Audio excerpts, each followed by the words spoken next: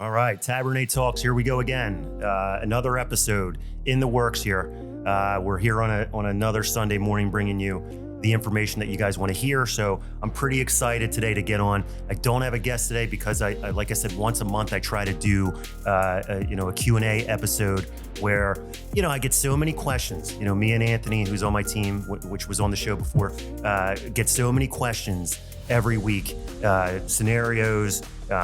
People blowing up on us because they're not happy about what we tell them. We get a lot of that stuff. So I really want to make sure that we stick to answering the questions that we get every week so that you guys know kind of what's going on, because this market is changing dramatically, and we're seeing a lot of shifting right as we go into July and August. You're going to see a major shift, I think, before the end of the year. One of those shifts are going to be rates coming down. I still stick to that. I have a lot of naysayers that are saying to me, hey man, we're already in June and you told me the rates were going to go down in the springtime. That's not 100%. I never said the rates were 100% going to go down. If I knew that, like I said, I wouldn't be here. But I can tell you that things are looking positive, and I think we will see inflation continue to cool, which will bring rates down. We'll see some rate cuts by the end of the year. Will it be one? Will it be two? I don't know that. It's really going to depend on the election. But I think that we're heading in a positive direction. So if you're a loan officer and you're hanging on your last limb right now saying, oh, well, I don't know if I can hang anymore because I haven't had the best year, I think you got to hang a little bit longer. Let's get into the third quarter here. We're halfway through the year. If you made it this far, stick it out, because I think you're going to see greener pastures coming. So let's get into some of the information that I've been asked over the last week or two. I have a lot of people that are asking about 401ks. Okay, so 401k is a huge asset that you can use towards your down payment. Okay. People don't realize it. I think every deal that I get, people ask me, well, is it okay if I borrow money from my 401k? That's a gold mine there, especially if your employer matches your 401k, right? So, you could have $15,000 of your own money in the 401k and they match it another $15,000. That's $30,000 in your 401k that you can use towards the down payment and closing costs on a home, right? So a specific stat, that I have with a 401k is that you can use up to $50,000 in your 401k for a primary residence with no penalty. Okay. So a lot of people are worried. They're like, well, what if I take $40,000 out of my 401k? You're allowed to do that, especially if you're buying a primary residence. And guess what? Half of that money might not even be yours, right? It may be your employer's that matched it. So you're using your employer's money to help buy a home. So don't, new loan officers, new realtors, if you're starting in a company and they ask you if you want to be part of a retirement plan or a 401k, do it, right? Sign up. Even if you can put the minimal in there, right? You need that retirement money, and that money can come into play when it comes to using a down payment for closing costs using it for a down payment or closing costs, whatever you want to use it for, but use it because it's a big plus and it can be used. So I wanted to get that out there. And then the other big one that kind of feeds off of that is, how do I avoid paying capital gains when I sell my home, right? This is the big thing right now. Everybody's selling their home, right? The market's going crazy. We need listings. It's all I hear, but a lot of the sellers are worried that they'll get hit with capital gains if they sell their home, right? And that's a big worry, right? Because you could get nailed with a pretty big fine there. So if you want to avoid paying capital gains, listen up, okay? You got to be in your home you got to live in your home as your primary residence for at least 2 out of the 5 years that you own it, okay? So 2 years, if you can prove that you've lived in the home as your primary residence, then anything after that, you will not get hit with capital gains up to $500,000, right? So here's the deal. I live in my home. I've been here for 3 years. I sell my home for $500,000. You're allowed to keep that $500,000 profit and not get hit with capital gains, okay? If you go over the $500,000, let's say it's $750,000, again, you're capped at $500,000 without being hit with capital gains because you've been in your property over 2 years. Now, if you're less than 2 years, you're going to get hit with the full capital gain, right? So that's where you got to talk to your accountant. Like everybody asks me, well, what's that penalty? As a mortgage guy, I don't think you should be giving people information, accountant information. You're not an accountant, right? You're a loan officer. You could probably give them your opinion. You may have a background as an accountant, but I really think that these guidelines are changing constantly, and you have to watch out with the information that you're giving people, especially when it comes to capital gains, because if somebody gets nailed with a penalty and they come back to you and they say, well, you told me that I wasn't going to get hit with this $300,000 bill because I sold my house. Well, guess what? They've only been in the house for 1 year. They're getting hit with it.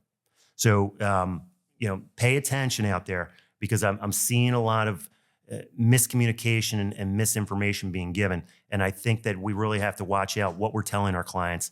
You want to work with these people. Clients for life is what they call it right now. Everybody tells me, well, it's a client for life. If it is a client for life, then you're going to give them the right information. You're not going to just tell them whatever you think. You better do your homework and then give that client the right information. Okay, so that's a big one right now. Okay, so gifts. I'm seeing a lot of gifts, right? Even Anthony's seeing a lot of gifts. Can I get a gift from my sister, my brother, my aunt, my uncle? Yes, you can get a gift. Even on FHA, you can get a gift from a close friend. It no longer needs to be a family member that you're getting a gift from. So, which is awesome. I mean, it used to be only a certain person could give you a gift, your mother or your father, your sister or your brother. They were very strict on family. Now they've opened it up to, just a close person, a close friend. As long as you write a letter, what type of relationship you have with that person, they're allowed to give you a gift. The biggest mistake I'm seeing, and I'm getting asked this question, is people asking me, can they get cash as a gift? Okay. You can't get cash as a gift. Okay. No one can just go dump cash into your bank account. I know it sounds easy. I don't care. I just dump cash in my account, right? You can't. It has to be sourced where it's coming from, right? So the person giving you the gift, they're going to check their bank statement and they're going to say, where did that money come from? Why was that money not in their account? Like they just gave you a $25,000 cash gift. It's not sourced. It can't be used. We want to know where it came from, okay? A bank statement shows the money was there. And if the money wasn't there, me and you need to talk, right? A good loan officer is going to say, let's get on the phone together. Let's meet face to face and let's work it out. Let's plan. Let's structure it correctly. And let's just not say, yes, yes, yes, you can get a gift, and then don't tell the customer or client how to structure the gift, because that's a problem. And that'll bite you when you go to close your loan. And your loan officer then is nowhere to be found, right? They're hiding because they gave you the wrong information up front on how a gift needs to be structured. I got a lot of people coming to me saying, Alex, this guy told me that, my dad gave me a $10,000 gift and you don't need to verify where it came from. Don't listen to that guy.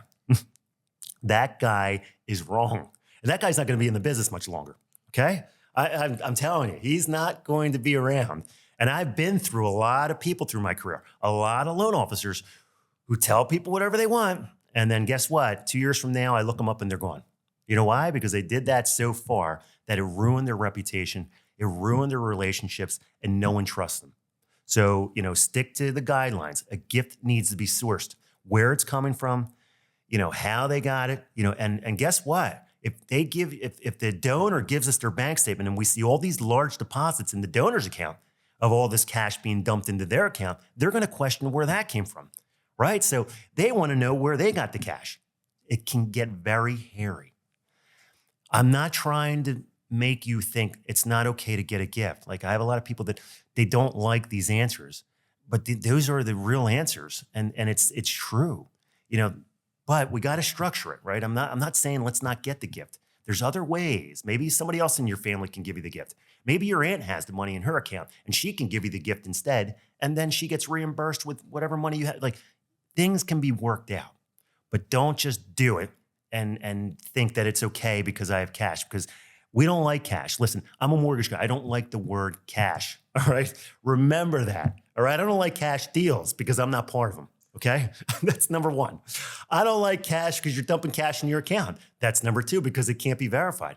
So don't do it. All right, so let's move on because I could bang the table here and turn this place upside down. I'm not going to do that because I'm trying to stay relaxed. So let's keep going. How many VA loans can I have open at one time? Okay, so a lot of veterans out there.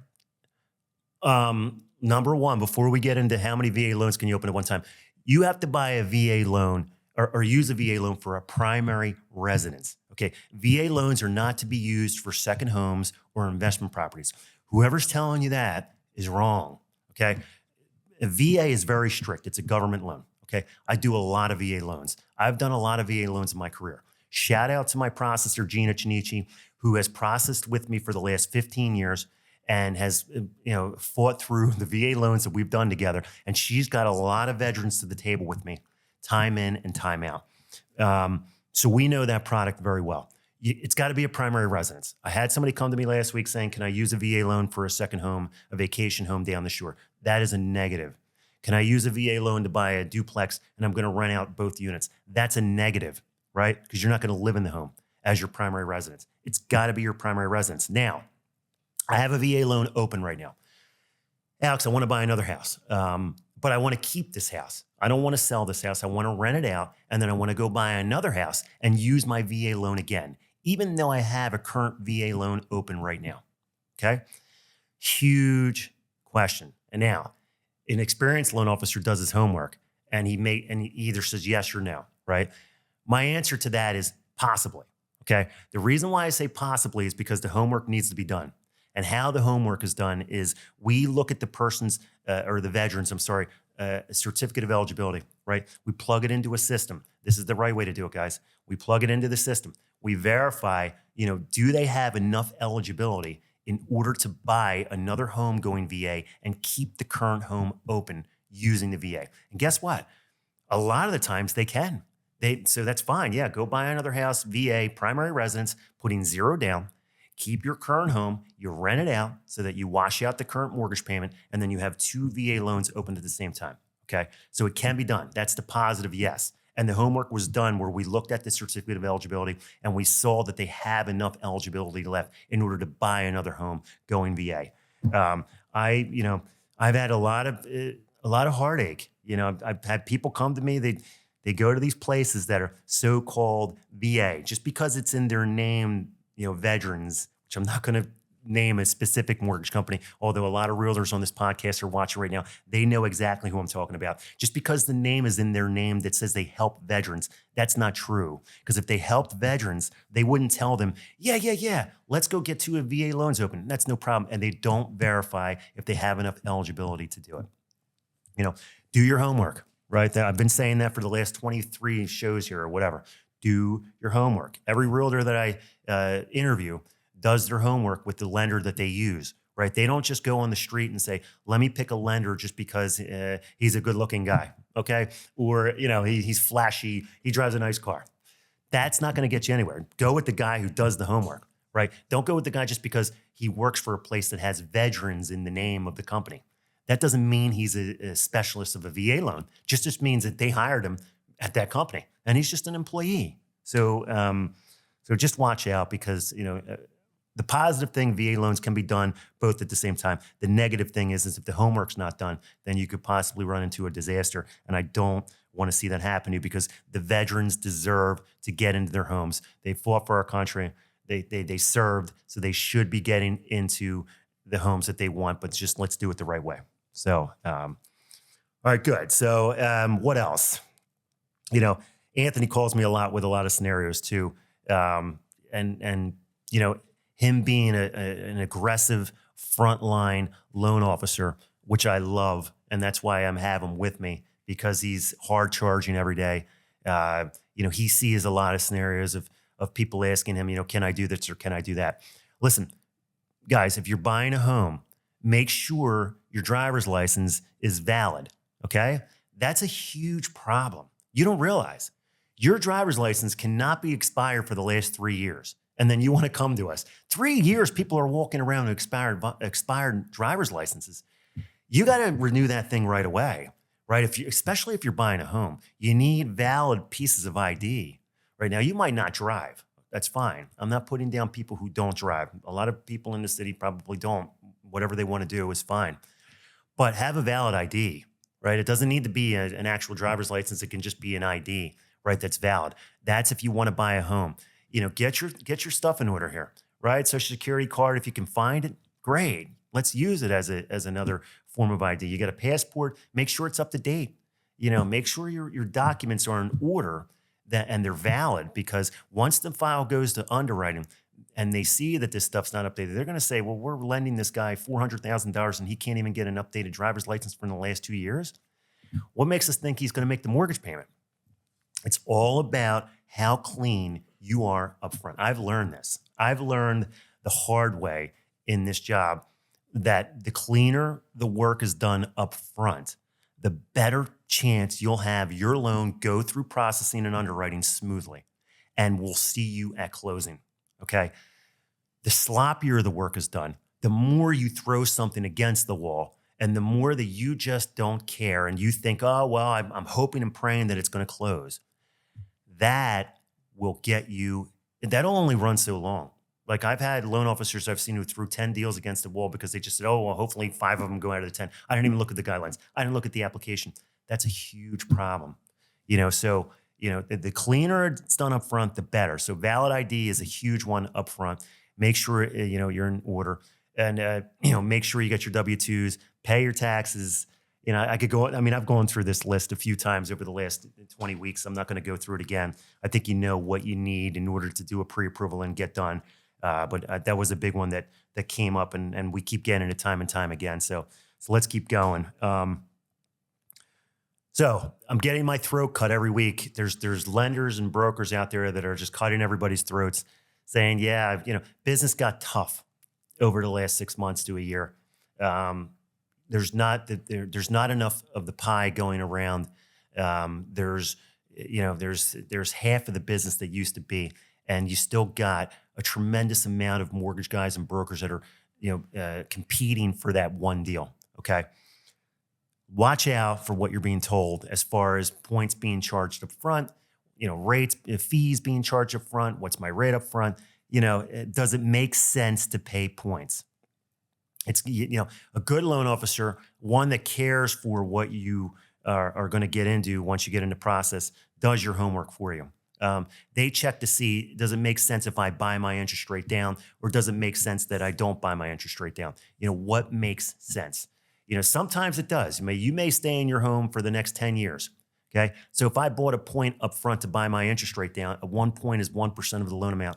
If I buy a point up front at closing, which I pay at closing to buy my interest rate down, you're going to break even on that point, right? Because you're going to stay in your home for at least 5 years plus. That I'm all for, because it makes sense. Your loan officer did the numbers and he made sure that you're going to break even. It's the guys that are banging these people with 2 and 3 points up front. You know who you are. You're banging people with 2 and 3 points up front. You're crushing them. You think it's cool because you're making all this revenue on this person, which I don't know why. Why are you trying to make $30,000 on one deal? For what reason? Okay, we're not in the business to beat people up. Okay, we're in the business to get people into homes, right? The clean way. I'd rather do more volume. I'd rather get 15 people into a home than beat one of them up just to make a lot of money on that one deal and then I'm done for the month. That's a broker mentality. And I know me saying that right now, I probably am not going to get the best comments from the brokers, but that is a broker mentality. You beat people up for no reason. Do your homework when it comes to, should I pay points up front? Should I not pay points up front? What should I do? Because it's disheartening when I see someone getting a fee sheet from another company and they really didn't even know what they paid. I got a phone call from a good realtor, and she does a lot of business with me. Okay. She does a lot of business in Delaware. She does a lot of business in Pennsylvania with me. She's one of my best. I've worked with her probably for the last 4 or 5 years. Okay. She called me out of nowhere last week and said, Alex, these people did a VA loan. I tried to get them to you up front, but they wanted to stay with this company. They had to stay with this company. Like, they just wouldn't look at any other options, even though I knew you were a better option and would give them something legit. They still stuck with this company. Okay. They went to closing and there was $26,000 worth of points that were charged to them. at closing that they didn't know about. 26,000. Now, the CD goes out 3 days before, right? So the CD, the closing disclosure, we have to disclose to the borrower 3 days before how much money they need for closing, okay? When someone stuffs you with $26,000 of points 3 days before closing, you got a problem, right? You don't have $26,000. They had to go to their family and get a gift 3 days before closing to pay for those points that they didn't even negotiate and didn't even know about until 3 days before closing. That's terrible. That is 2008 all over again here. 2007, bait and switch. You got to let people know what's going on, man. That's really embarrassing. She felt embarrassed for him. She was at the closing. They had to get a gift from mom and dad. The deal closed. They'll never talk to that lender again. Then my realtor said, they are ousted forever. I don't even know them to begin with. And here they are. They picked them off the internet or whatever they did. They wanted to stick with them. And then here's what happened. So look out. It was really a bad story. Me and Anthony are on Facebook and Instagram every day. LinkedIn also, posting about, who you work with matters. Watch out, because I've seen a lot going on. And I think a lot of these guys are trying to make as much money as they can per deal now, because there's not enough volume on the street. So they figure, well, I got to make a lot more per deal because I'm not getting 5 or 6 deals anymore. I'm only getting 1 or 2 because the market's so slow. So I got to really take them to the bank. And that's not the way business is done. It shouldn't be done that way. So I just wanted to get that out there, because when I heard that horror story, I feel sorry. And that was a VA loan too. Those were veterans. Those were veterans who fought for our country and they got screwed. That's just, it shouldn't be happening. So that was that. Okay. So grant loans, I've said this time and time again, right? Getting grants. I get the question every other day. How am I approved for a first-time buyer grant? Am I approved for this grant? Am I approved because I saw, Delaware County had this grant. Burlington County had this grant. Montgomery County just had a grant that came out here. There's another special program that this company just said that they can do, whatever it is, okay? Listen, if you can get those grants and you qualify, good for you. Get them. Take the state's money, right? You use it for the down payment and the closing costs. That's what it's for. The problem is that there's not a lot of people doing their homework up front again. And is the person actually qualified to get the grant? Okay. The grant is not easy to get. The guidelines have to be followed. Debt to income ratios have to be followed. You might make too much money. Your credit score might not be high enough. You might make combined too much money between your husband and wife on a loan, right? You might be buying in a county that you're over the county limit. There's so many things. They might find out you have a lot of money in the bank, and the state's saying, well, why am I giving this person a grant if they have $25,000 sitting in their bank account? They can put down their own money. Why am I giving them another $10,000? You better believe they're looking at your bank statements. If they see you got a lot of money in the bank, they're gonna say, I'm not sure why I'm giving this person any money. Okay, so you might be in a census tract where they are not lending that type of money at all. You got to do your homework on these grants. You want an offer to get accepted in one of the tightest markets that I've ever seen. The bids are through the ceiling. There's 20, 30 bids on a house.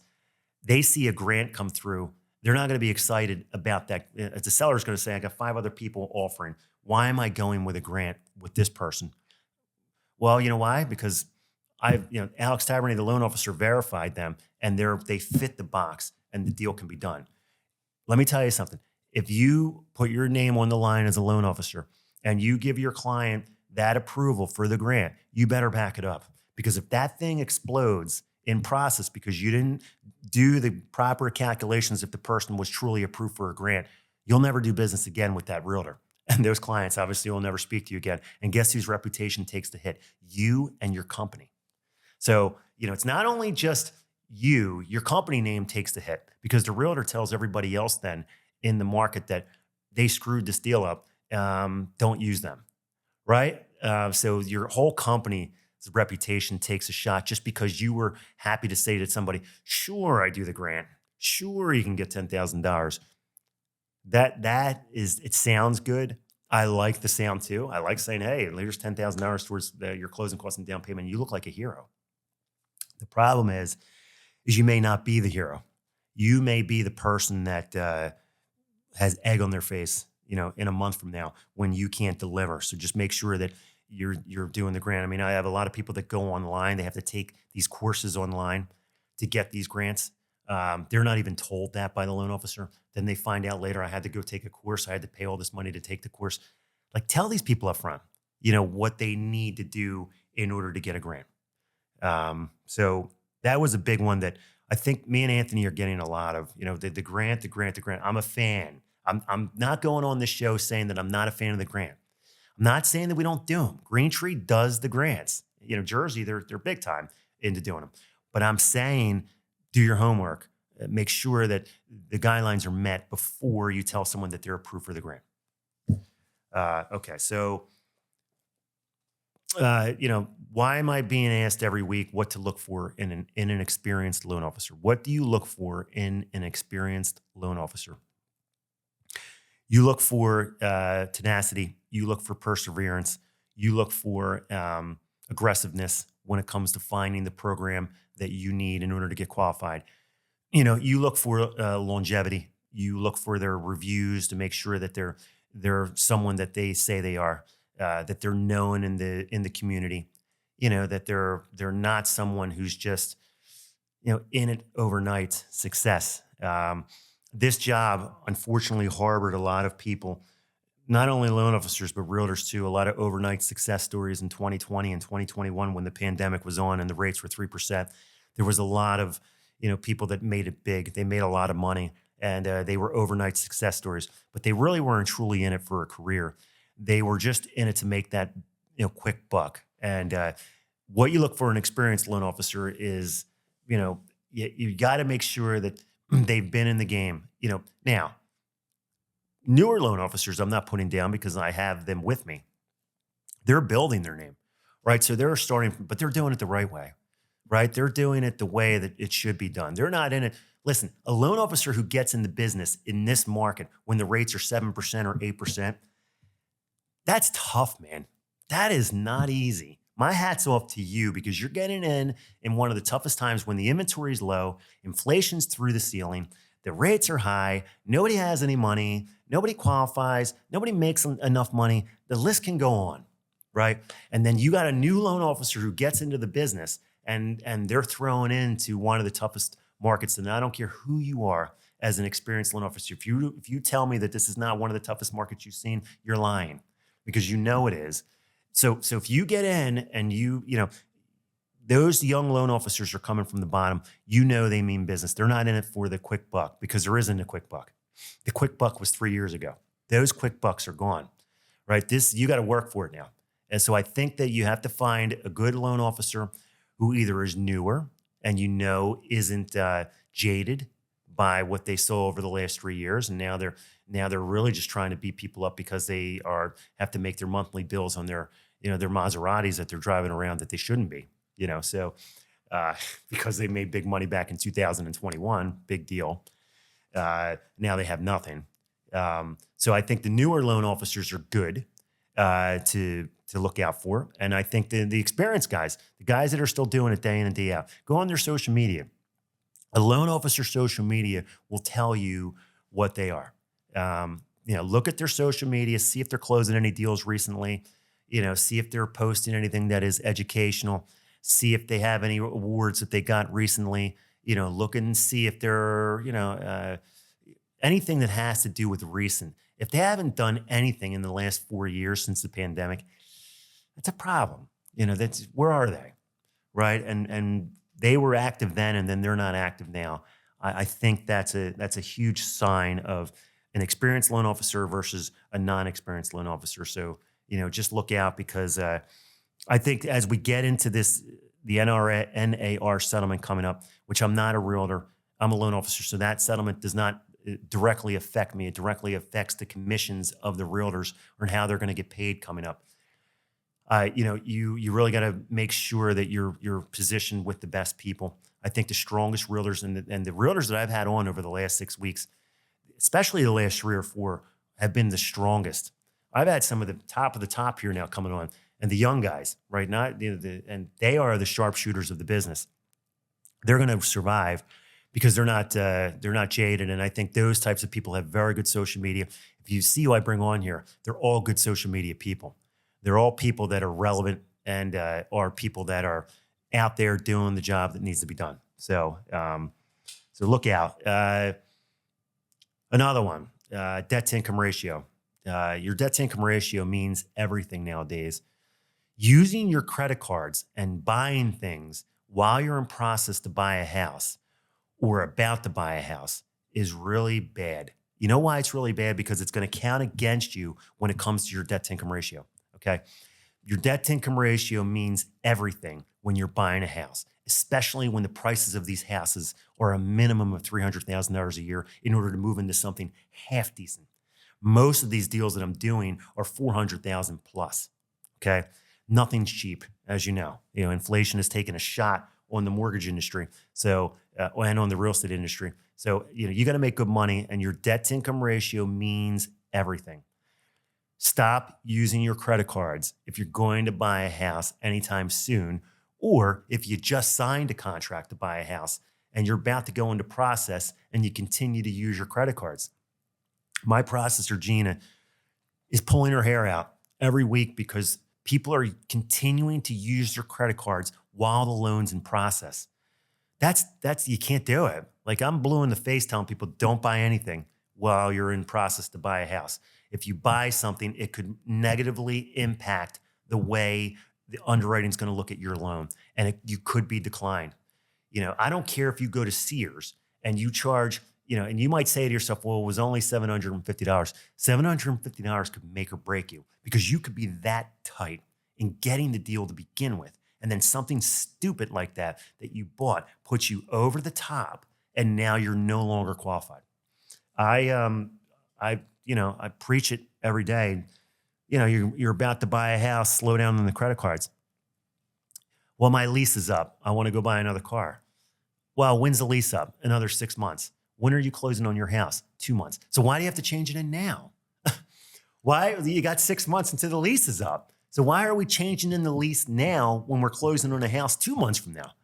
Wow, they're giving no, there are no deals on cars because you're buying a house. You forgot that you're buying a house. So we shouldn't be looking at the new cars until we get to the lease thing, or let's close on your house first. A lot of people do the right thing. Don't get me wrong. Listen, I'm not on here to preach, to tell everyone that you're doing the wrong thing every day. You're not. Sometimes you are. The good people call me or they text me or email me, whatever they want to do. And they say, hey, Alex, I'm going to buy $1,000 worth of stuff at Staples. And no, you're not. I tell them, no, you're not. You're not doing anything. You're not going to go there today. You're going to wait until we close, and then you're going to do that. Really? Really? I'm going to change my car. No, you're not. You're going to wait until we close, and then you're going to change your car. See, these are things that are done that, as a person that's buying a house, they should be in the back of your mind that I should run it by my loan officer first, that I want to make a move or buy something. Now, I've had people have emergencies, a pet emergency. Let's just say I've had this. The dog was really sick, really sick, and they had to take him to the veterinarian. The veterinarian, they're not cheap, and this was like an emergency thing that these people had, and it cost them like $2,000 to get the procedure done for the dog, and they didn't have it because they were buying a house, and right as we know, everybody's tight to begin with, so every last penny's being spent on that house. So now they get hit with a $2,000 emergency vet bill. What do? We had to charge it. Like the veterinarian said they would give us a $2,000 credit, that we have to pay them. And we had to do it. We had no other choice, Alex. We had to do it or the dog would not be here. I can't say no to that, right? What am I going to say? No, you can't do that. I'm going to approve that. I'm going to really look at the loan, though. I'm going to look and make sure that this didn't jeopardize your house. If I see that it put you a little bit over the top, a good loan officer is going to restructure your deal. They're going to look at your interest rate. They're going to look at what other debts may need to be paid off or paid down in order to take that $2,000 hit. They're going to do your homework for you so that to make sure that you're still going to be able to buy your house and that your dog's going to be paid for. Okay. You can't just have somebody say, yes, just do the 2,000 and then they let it go and they forget about it. I'm already restructuring the deal behind the scenes to make sure that that was an okay move. And if it wasn't an okay move, then we're working out to make sure that, things are structured right. Debt to income ratio is huge. I live by a debt to income ratio. Some people don't even know what it is. I think before you buy a house, you got to go on Google and type in debt to income ratio, because a lot of there's the financial education is terrible in this country right now. A lot of people don't know anything about, which I don't blame you, right? You don't want to know this stuff. But if you're going to buy a house, maybe do a little bit of homework. Go on Google, type in debt to income ratio and see, what does that really mean? And what do I need to do in order to make sure that my debt to income ratio is going to be in good standing in order to buy the house that I want to buy? So that's a big one there. One of the last ones that I want to leave you with, and of course, I touched on this in the beginning of the show, but I think that, we're heading into the end of the year, okay? Things have picked up. We're getting busier. I personally have seen more deals going under contract in May and June than I've seen over the last 3 or 4 months. I see people coming out of the woodwork. Should you wait right now? I still hear this thing every day about people saying, well, should I wait for the rates to go down before I buy? Meanwhile, some of these people are just sucking up these deals on the street, going under contract and still getting something that is half decent price. Some of them are just winning right off the bat. The bidding wars are somewhat here and there, but they're not as bad. The inventory is still really low from what I can see, but there's still deals being done. I'm still surviving. Anthony is having a good June himself. So there's deals to be out there. So what's going to happen is the rates are going to go down. They're going to go down either by the end of the year, which I'm going to stick to, or let's say the beginning of next year. And guess what's going to happen, guys? All hell's going to break loose. We're going to go crazy. I'm not talking about going down to 4% here. I'm talking about if we get to 6% even on a 30-year fixed with no points, and we sniff the 5s on a 30-year fixed with no points, good night, okay? You're going to be praying that you should have bought something when they were, when you saw that you wanted, but you wanted to wait until they were 6% even, because all hell is going to break loose. Now, I'm not here to strong arm you to say, well, go buy something right now, because this is not what this is about. This is just saying that mentality of should I wait for the rates come down? You got to watch out for, because you don't, watch out what you wish for, because we're going to see a lot of things happen when these rates do come down. And the inventory is people are going to list, right? Because they're going to say, okay, finally I can list now and let's get out of here. Let's move somewhere else. But they're not going to have anywhere to go, because everybody else is going to be jumping into the market, and they're going to say, now it's time to buy, right? So now the buyers went from 75 buyers on one house to 350 on one house because the rates are 6%, and no one's going to be able to get anything, right? So I say, just if you're still looking to buy something, don't let this 6.75 rate or 6.875 rate scare you right now. That's still a really good rate. Will the refinance options come? Yeah. When? I don't know. I'm not a guy here to say, date the rate and all that stuff. I'm saying they probably will come down the road, but if you see something you like, you do it right now, or do it when you want to do it. Don't let the rates hold you back, because things will start to pick up dramatically, and they already are. And as we get closer to the election, and who knows what's going to happen now with who's going to win or whatever's going to happen, you're going to see some things. This market's going to get shaken up, and you're going to see a lot of things that you're going to want to think twice about what you're doing. So that's all I got this week, guys. Right? We rolled. I didn't want to do too long of a show. I just wanted to make sure that we had enough information to keep you going through this market. I got some really good guests coming up. Actually, one this week. I'm not going to name names yet because I don't know if it's okay to do that yet. I want to make sure it's okay with her, but I know it's going to be okay with her. But we got a really good one coming up this week. And then I got a duo of 2 agents coming on at one time, which will be the first time that I did. That's coming up the following week, which I already have them lined up. 2 very good realtors. They're old school. They've been in the business for years. They've dealt with me since 2005. So I finally got them to go on the show. So I'm really digging in to the front lines as we continue to go through the market. Taberne Talks, I think, is getting better and better every week as you because you guys have given us the views and given us the likes. I appreciate it. I try to be as honest and legit with you as possible. So keep tuning in, and I will see you this upcoming week with our new guest. Thanks again. Have a good day.